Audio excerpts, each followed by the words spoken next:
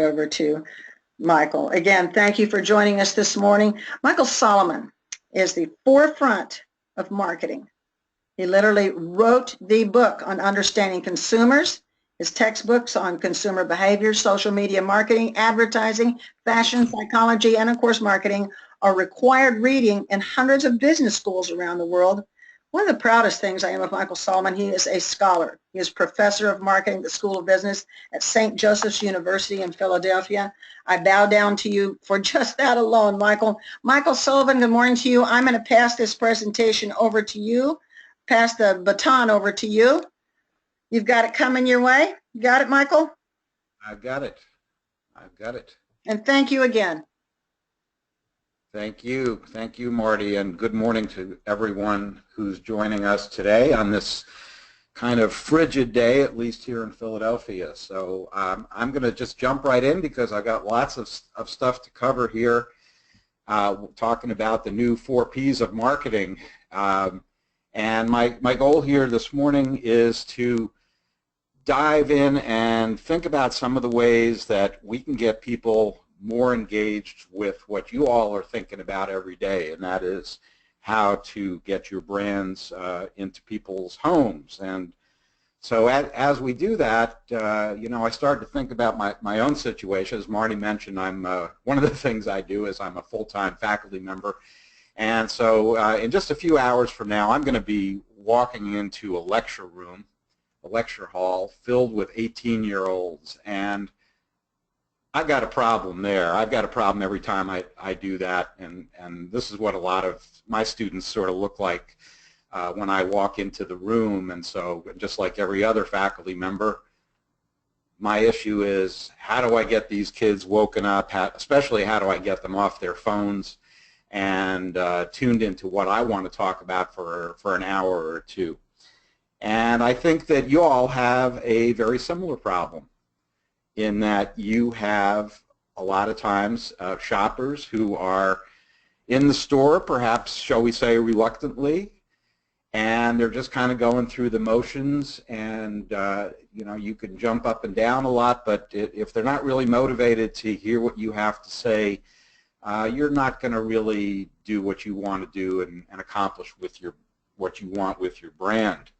So ideally, we want people to be excited, you know, all day long if possible, and especially about going shopping, you know, the act of shopping, which for some people is a pain, but some people is a lot of fun, and we want to increase the ratio that believe it's a lot of fun. So I'm going to try to give you some suggestions from where I'm sitting that you might implement when you think about your own brands and how to get people to jump up and down about your brands. And I want to start with a very humble product, and of course Easter's just around the corner, so I think this is kind of appropriate.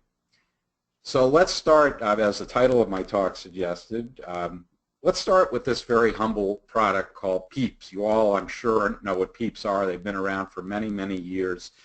It's hard to get a more humbler product than this, right? Just this little piece of marshmallow and sugar stuff that's just no good for you, but you know, kind of funny to look at. And so you might think, well, you know, that's just a kind of a candy product, a novelty product. People aren't going to get too excited about that. But actually, I beg to differ. It turns out, if you start poking around, that there's an entire cult audience built around doing things with Peeps. Did you know that? That there are people who spend a lot of time thinking about all kinds of bizarre things to do with Peeps. And so it doesn't take long to hunt around. If you just look around on the internet, you'll see lots of really creative stuff that people are doing other than just eating the Peeps. They are doing amazingly creative things with them. And I've put a few of the examples that I found up here that I think are kind of fun. And it just shows you, you know, people are pretty creative. They can start with a little, you know, lump of marshmallow there, and I don't even know what goes into this thing. I'm sure a ton of chemicals, but they are doing some amazing things with this. And so these are some of the things that they're doing. So they're obviously very shall we say, motivated to think about this very humble product. And in fact, you know, we even have maybe some political expressions. So we can recognize here perhaps a former politician that we're not hearing too much from these days, and maybe even a current politician that we are hearing quite a bit from. So again, there's kind of no limit to what people are going to do with this product. So that brings us back to thinking about how we can promote other kinds of products, all sorts of CPGs and all kinds of products that are sold in grocery stores and other kinds of stores. And we know that a big way to do that, of course, is to spend money on shopper marketing. That is, to think about all of the things that are going on that touch the consumer, especially when he or she goes to the store, but of course before that as well. And so we know that that is increasingly becoming a priority in the industry. So even if you look just from the years 2012 to 2014, we see an increase of more than 100% in terms of the percentage of funds that are going toward shopper marketing. So clearly most companies understand the importance of this, and I don't have to convince you of it.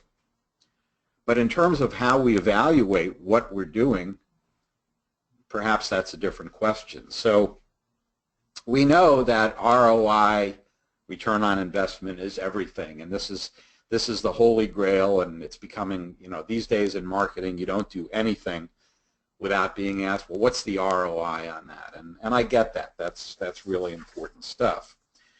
But on the other hand, I would argue that that might be kind of a short-sighted focus. It's not that it's not important, but it's not the only thing that we want to focus on, because the reality is today that I think the biggest challenge facing marketers across the board, as I talk to marketers in a lot of different verticals, is that they are trying to engage their customers, and like those pictures I showed you, just like I'm trying to engage my students, they're trying to get shoppers much more involved with the entire shopping situation. And so consumer engagement, I think, is really, really key. And you know, one of the places we see an enormous amount of engagement is in this, you know, thing that we call reality TV, which you know, I always get a chuckle out of that, because to me there's nothing more opposite of reality than reality TV. It's, as you probably know, hate to burst your bubble if you don't, but most of it's scripted and actually not realistic at all. But the point is that many consumers, just like in the old days, who followed soap operas, today are extremely engaged in this medium. And so in a sense, it's really something that we want to emulate as we look in other categories. So I would argue that as we evaluate our efforts, we also want to look at another kind of ROI, and that's what I call return on involvement. Return on involvement. That is, to what extent can I ramp up the level of involvement with my brand, and am I going to see some substantial returns from that? And I think the answer is yes, but the question is, how do you do it? And particularly today, we're competing in what's called an eyeball economy. You've probably heard that expression before. Really, the currency today is not so much dollars as it is eyeballs. And so how do we get the attention of jaded consumers who literally are being bombarded with thousands of commercial messages every single day? By the latest estimate, approximately 3,500 commercial messages every single day are put in front of the average U.S. and European consumer. So how do we get people involved? And especially with products that, let's say, are not that involving. So you might be saying to yourself, well, my product is boring. You know, I don't have a really cool product like Apple or something like that I'm selling. You know, maybe I'm selling something like bottled water, for example. And yeah, sure, everybody needs water and people like to hydrate and all that, but you know, that's about the best I can do. And my answer is, well, not necessarily. And so let me let me show you a quick example of a water company, actually a French water company, that I think does a really interesting job of linking this very basic product to, let's call it, higher needs. So I'm going to play this this commercial for you right now, and hope that I can bring this up here.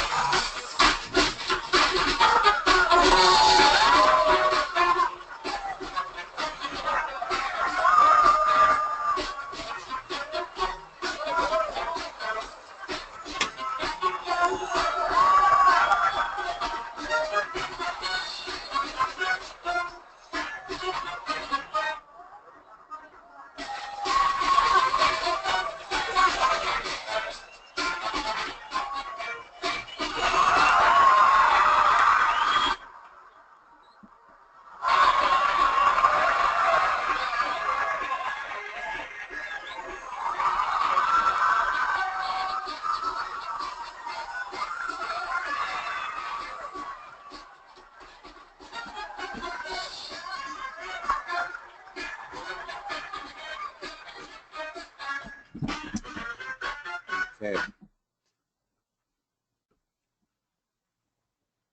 So I hope you all agree that, at least for the ladies pedaling those on those bikes, that was a very highly involving message, and really got their attention, and of course the attention of the people around them. So even for something like bottled water, maybe there is hope.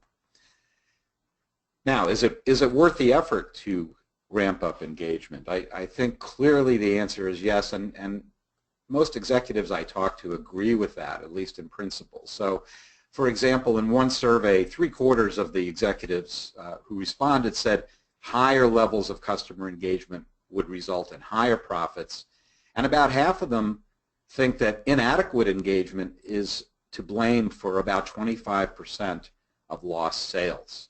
So they clearly view it as a problem.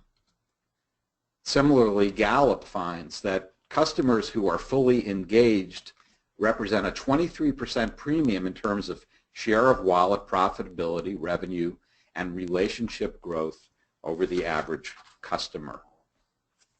So clearly we want to really try to think about ways to ramp up involvement, and that means that we have to really dig deep in terms of what a brand is and how it connects to people.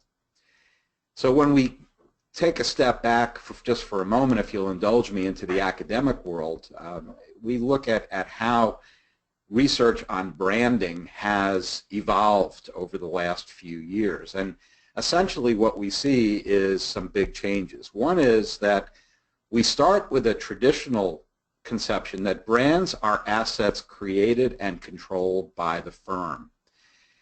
That has largely been discredited today, especially with, as we'll see a little later, as consumers are able to become so involved in sometimes literally creating a brand, or in others altering the meaning of the brand once it's been launched. So today it's much more productive, I think, to look at brands as co-created entities. They're co-created by the manufacturer and by the customer. We used to think that brands existed in the minds of consumers, that is, individual consumers. And yet we see today that in many cases, instead, brands live in cultures. That is, they're collective ideas that are shared by large numbers of people. And finally, the traditional focus is on what brands mean, and there's lots of measurement instruments out there that try to quantify brand meaning in terms of various attributes like sophisticated or elegant or cheap, and on and on. Today we we think it's much more important to look at the process, that is how brands come to mean, how their meaning changes over time from their conception in the laboratory, let's say, to their release at retail, and then as they get diffused into the marketplace, how their meanings come to change over time, especially as these consumers are becoming more and more involved literally in the creation of that meaning. So it's helpful to think about a continuum of involvement where we have two extremes. We start at one extreme, which characterizes, unfortunately, a lot of consumer behavior, and that is what we call inertia. So inertia, as I'm sure you know, means that purchases are made entirely out of habit. The shopper is throwing stuff into her cart. She's not really thinking about it. She's talking on the phone or whatnot as she's doing it, and it's not terribly important to her.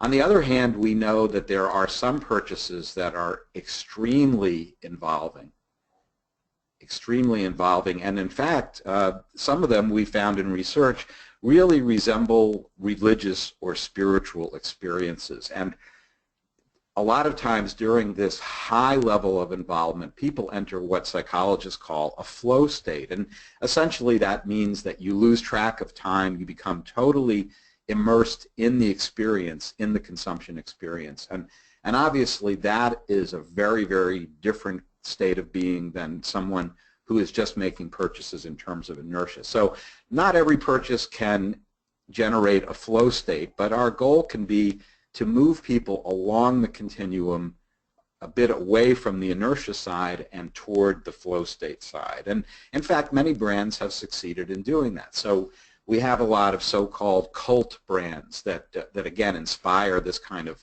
almost religious devotion, at least among some people. And I've put some of them up here. You know, they range from kind of everyday products like Levi Strauss, for example, which is a brand that I've done work with over the years. Under Armour, my students can't get enough of Under Armour. Disney, obviously, is a big one. Coca-Cola, various sports teams, and so on.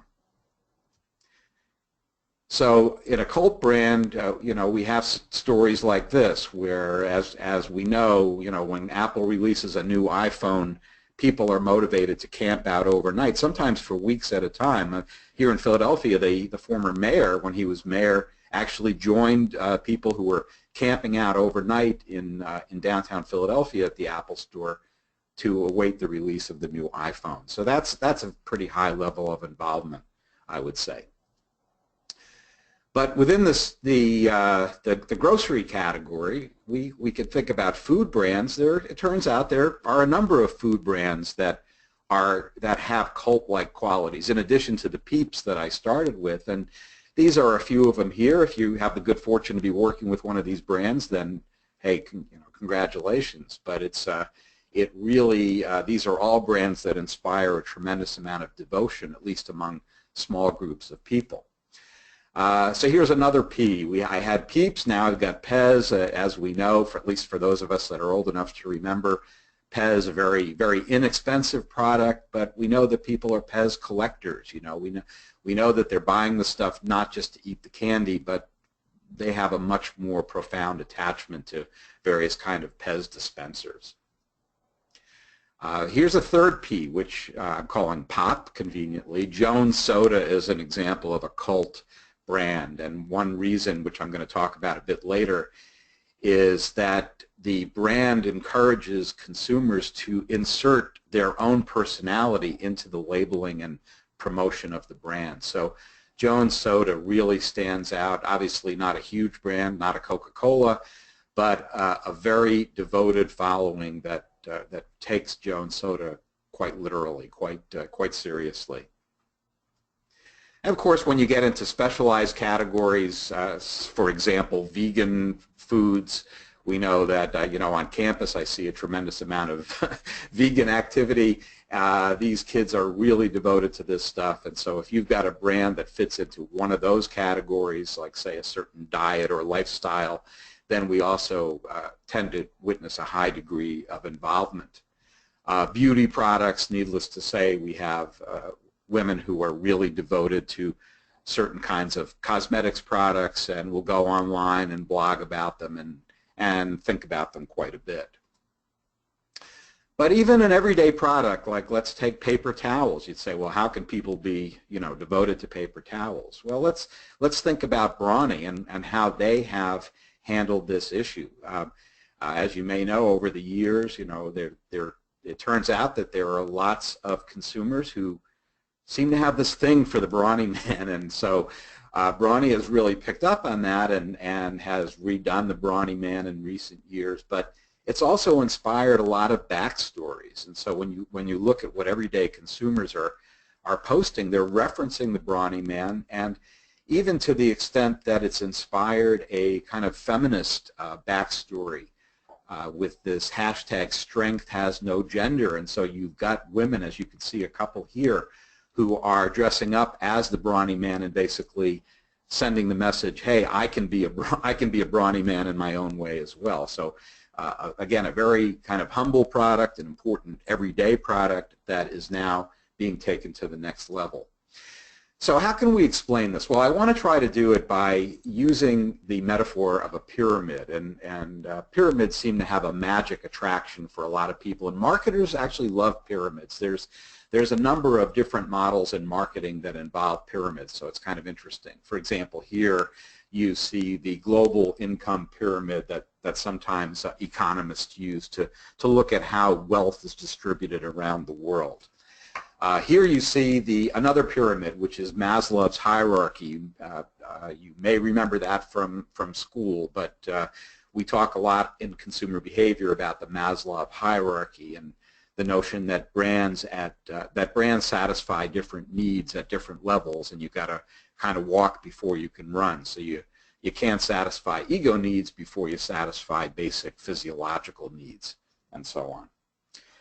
So I'd like to introduce another pyramid, which is what I call the magic pyramid of involvement. And as we'll see, this involves moving consumers up the levels of this pyramid from a basic level that we can call sensation, that is the physical experience of brands, to cognition, which you can think of as beliefs or judgment, then to an emotional response, which is a much more powerful way to address your customers. That's the way the brain tends to process information about brands. And finally, to this level at the top that I'm going to get into that we call resonance. So brand resonance refers to the reverberation of a brand's meanings within the context of the organization, the broader culture, and the consumer's life. So that's a long-winded way of saying that resonance creates brand strength and brand value to the extent that you can create meanings that really, well, resonate, reverberate with things that are extremely important to that customer. That is the holy grail right there. So that's really not that radical a departure from the way a lot of companies think about it, although they don't use these terms like a magic pyramid. But for example, this is a model developed by Millward Brown. You may know them as they're a fairly prominent marketing research firm. I'm not working on commission for Millward Brown, but they have a similar structure here that they're laying out ascending levels of involvement, starting with presence at the bottom, all the way at the top with what they call bonding, and we're choosing to call resonance. And so you can see here that you've got to walk before you can run. That's why it's a hierarchy. So the first thing you've got to do is build awareness so that people understand what the brand promise is and what the brand is at all. Then you start to move into knowledge about the product, what it does, what its attributes are, how is it distinctive or different from the competition. But all the way at the top, do consumers claim this is the only product capable of meeting their needs? That is very similar to what I'm thinking of as resonance. And obviously, to the extent that you can bring people to that level, it's a great thing, but certain categories lend themselves to it more than others. So for example, Millward Brown's data show that, not surprisingly, clothing is much more likely to be represented at higher levels of the pyramid than are mortgages. But the moral of the story is that regardless of the category, even though you may not get everybody up to that top level, you can certainly do things to move them further than from the very bottom, which is just that presence or sensation level.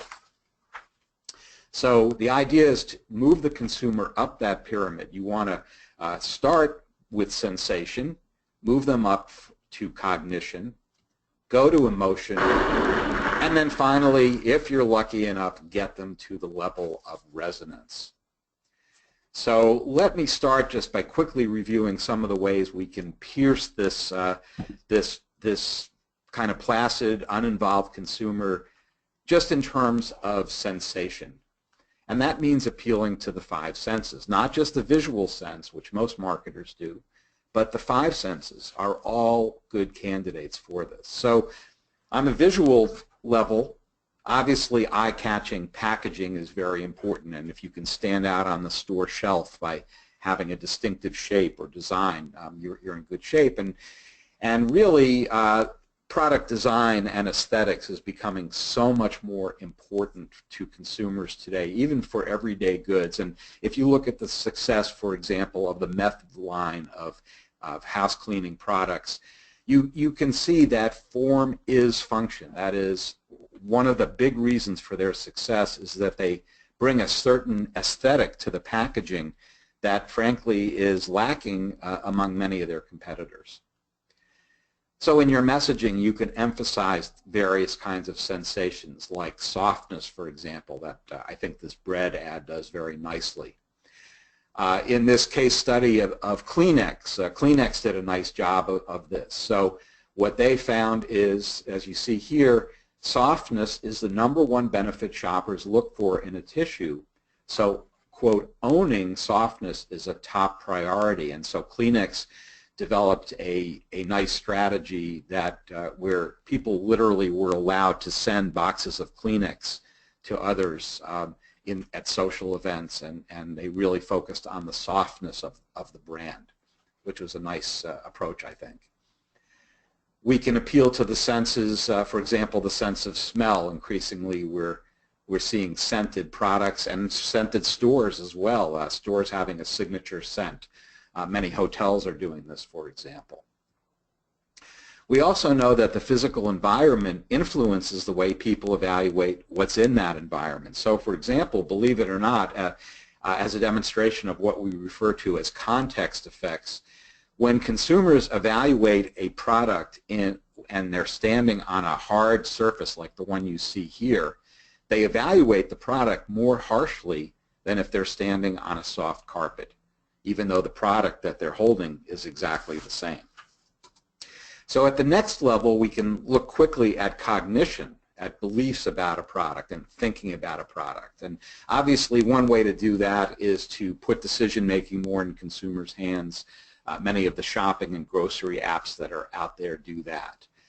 We also talk, of course, about the voice of the customer and allowing consumers to participate in the physical design of products. So, for example, the Scum Buster by Black & Decker. This was a product that I had the opportunity to work on, and essentially by listening to the voice of the customer, Black & Decker was able to take some recommendations that we came up with and improve the product by very simply adding a reservoir so that the customer didn't have to carry a separate bottle of cleaning fluid around and just refill the Scum Buster when necessary. So this was an addition to the product that customers thought of, not the engineers at Black & Decker. Well, let me jump up now to emotion. So emotion, we know that emotional appeals are very common. They're very powerful. We're surrounded by them all day long. Products that offer to replenish us in some way or another, to make us whole again, if you will.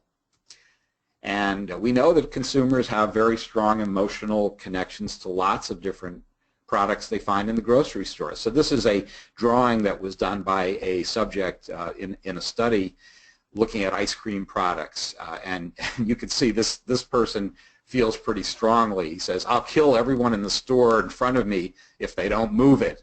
And I need a Dove bar now." So that's pretty serious stuff. Similarly, here we have a pretty boring product, a potato, but the Swiss Potato Board says in their campaign, recipes against boredom. So injecting a little more emotion into that brand.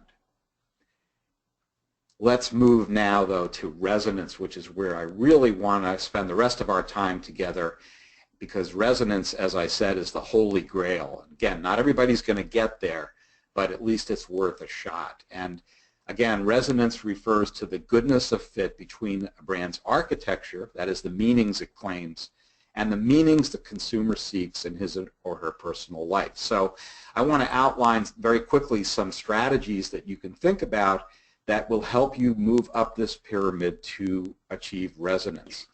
The strategy number one is high touch. High touch. So in a recent survey, 71% of American consumers say they still prefer to buy from physical stores even if the same products are available online. And they like to shop in stores because they want to touch and feel items before they buy them. So we have a bit of a problem here, especially when we look at, for example, millennials. Millennials are going to spend $65 billion on packaged goods over the next decade. Well, that's a good thing for most of you guys. But less than half of them today shop at local and chain grocery stores. They're not getting that touch and feel experience that they crave. Here's one solution. You may be aware of the new concept by Whole Foods called 365 that is targeted specifically to millennials. So there's all kinds of little features in there, like a self-serve tea bot that gives them a customized cup of tea, and iPads that they can use, and a coffee shop, and all these things that make that grocery shopping experience much more compatible with what these millennials are looking for.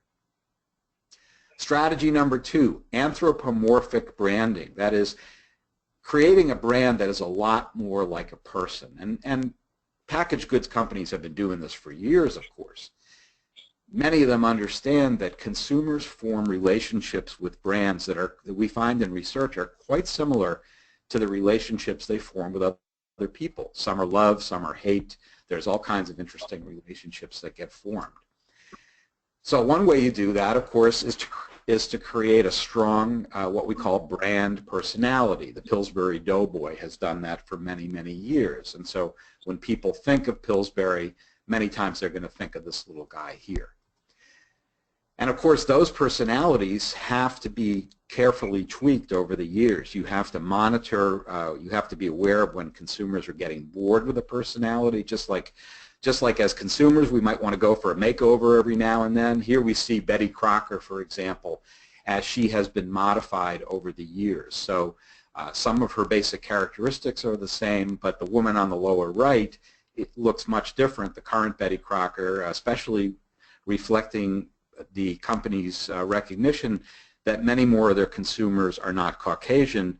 They've injected some more Hispanic features into Betty Crocker. But in general, we know that people identify with brands that really resonate with them, and they literally, in some cases, become part of themselves, maybe even to the extent that they start to look like the brands that they use. Strategy number three, simply do good stuff, especially for millennials.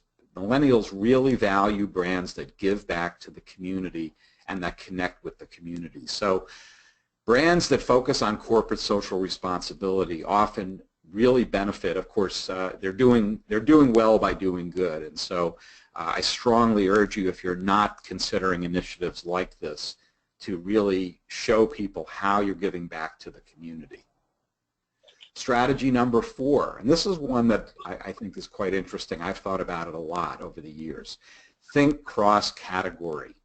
Think cross-category. One of the things I've noticed is that marketers understandably tend to think vertically, and what I found in my own research is that consumers, in contrast, think horizontally. Now, what do I mean by that? Let me show you. So let's think about an assortment of products that might go into a grocery cart. And let's start with an everyday product like orange juice. So if you're a brand manager and you're managing an orange juice brand, what keeps you up at night? Well, it's your competition. It's other orange juice brands. So is the customer going to buy my brand or one of the other brands? But from the customer's point of view, they're not really doing that so much.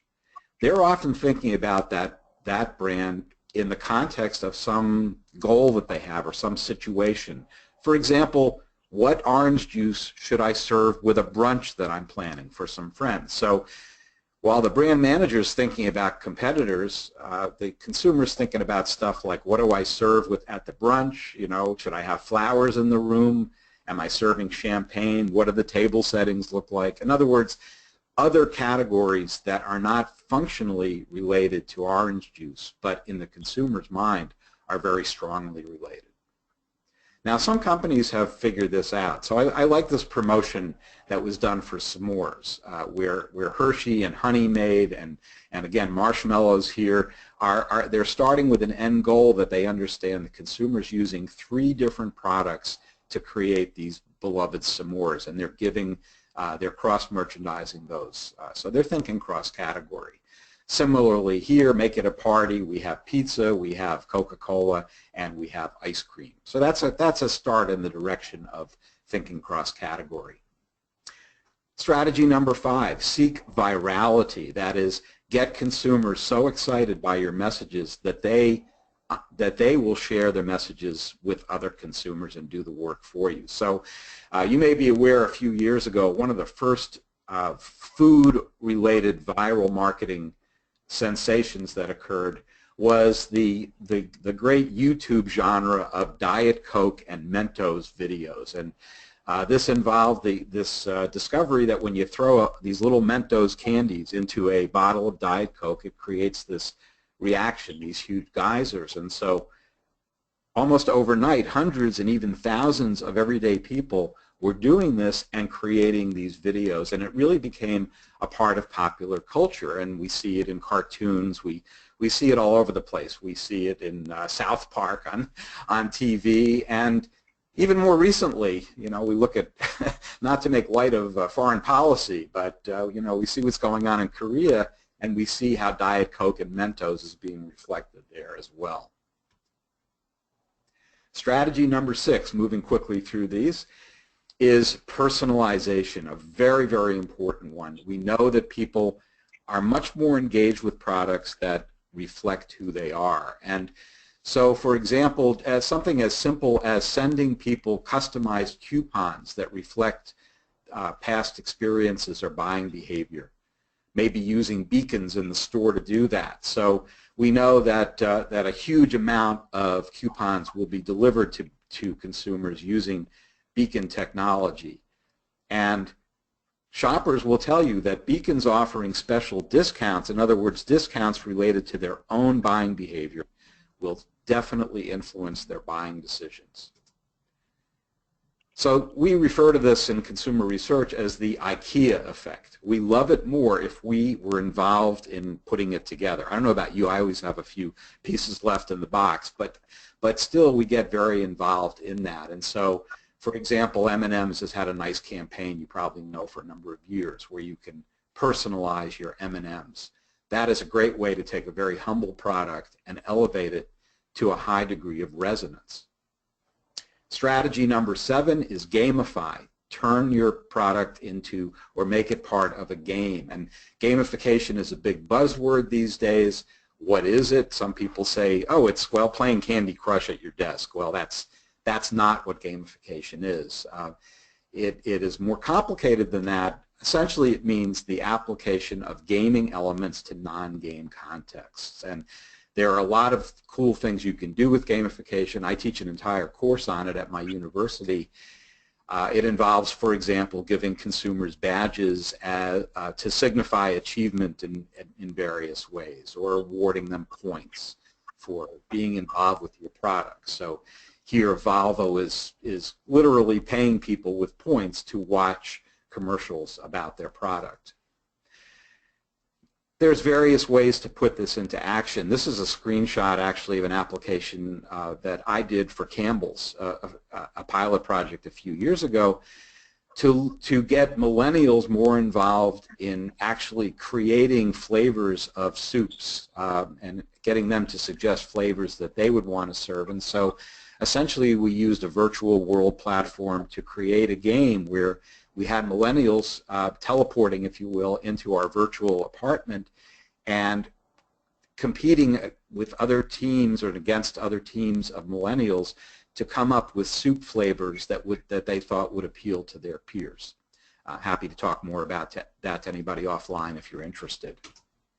Strategy 8, leverage loyalists. Your loyal customers are your best weapon, absolutely your best weapon. So we know that one way to do that is to designate brand ambassadors who are going to go out and basically proselytize on your behalf.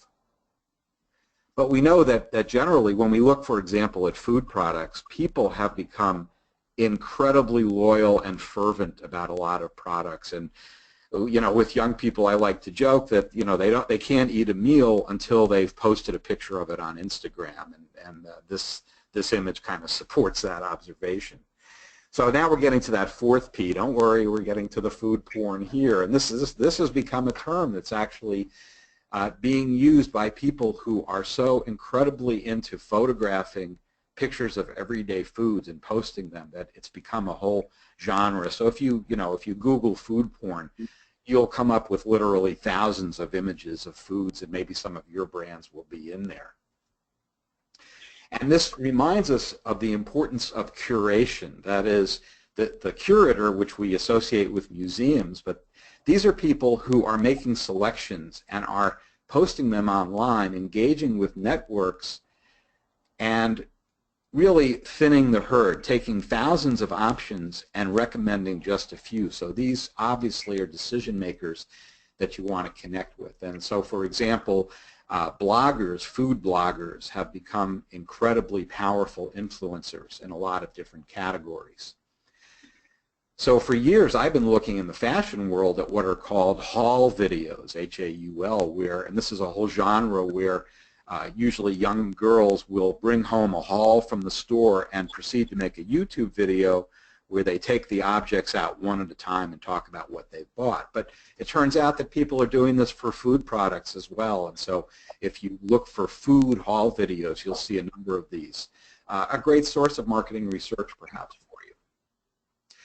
So we have this ascent to resonance, and I got so excited in thinking about it, I decided to throw in a bonus strategy for you. What a deal. So just quickly as I finish, strategy number 9 is to involve more high tech into your promotions. So we hear a lot of buzz these days about virtual reality. I could do a whole session on that, but what's more interesting to me, and I think should be to you, is augmented reality. I've been looking at this for several years. It became kind of a household word last summer with the popularity of Pokemon Go. People now understand what AR is. It has tremendous potential to extend the customer experience, either in the store or at home. So we see modest starts in this direction. Heinz, for example, where you're holding your phone over the Heinz label and it's bringing up a recipe where you can use the product in various ways. But you can do so much more with it than that. And let me quickly show you a video. This is an agency I've done some work with, a Canadian agency, and you'll see how they're leveraging in-store augmented reality. Tracy, I would never go without my cover girl. I want to look natural.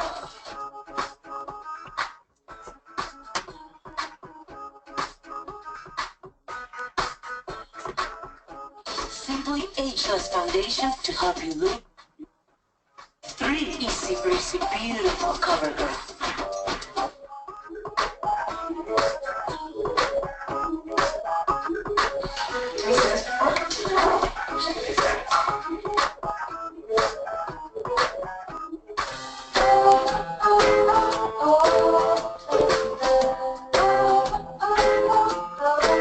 If the product disappears by the time you get there, don't worry. It means you probably don't need it, so don't add any extras here. Sponge.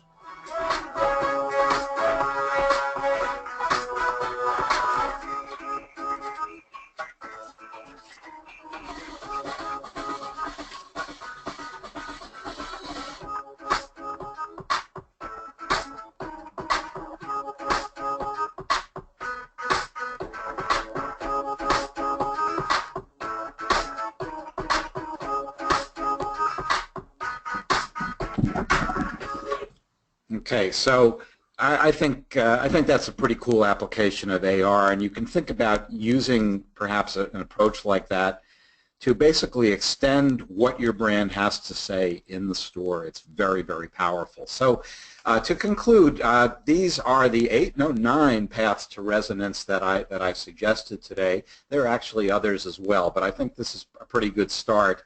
And I urge you to think about these, and as food for thought, just think more generally, what can you do to increase consumer involvement? And I think you'll find that as you move your customers up that magic pyramid, you're going to find that ROI, both return on involvement and eventually return on investment. So I'm going to stop there, and there's some more information here on the screen if you're interested in contacting me. I'd love to hear from you, but I think we hopefully have some time for questions if there are any.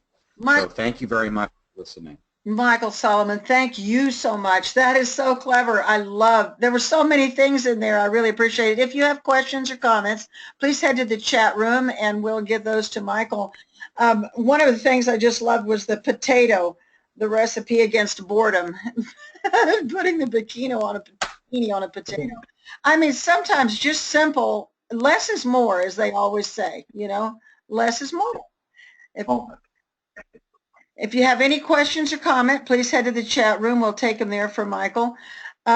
Michael, one of the other things that came to mind, you were talking about property design, and it's how important it is now. And especially, I mean, there's been so many designs out there over years, but sometimes I think we overthink that. If you go back to the most simple, the bring the aesthetics on the packaging, or like the Kleenex, pressing the softness for Kleenex.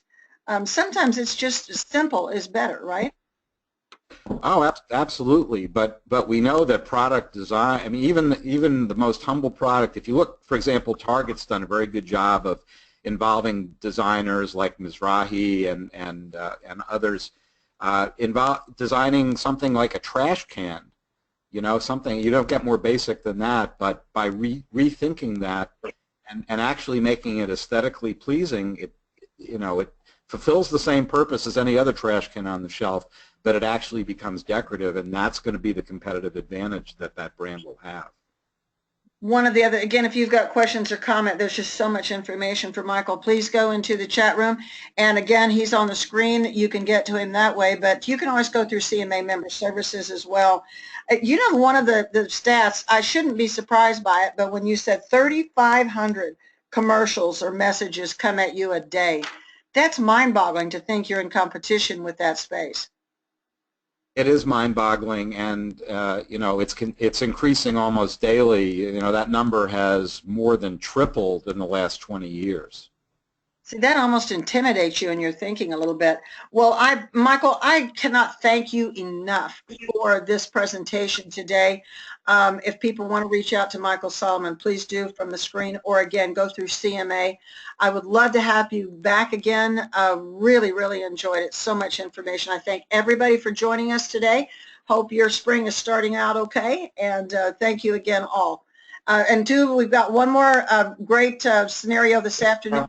We've got a webinar this afternoon at 1 p.m. Central. Dave Bishop from Rick Makes Click will be on, so more going on this afternoon with the CMA. Thank you again, everybody, for joining us. See you this afternoon.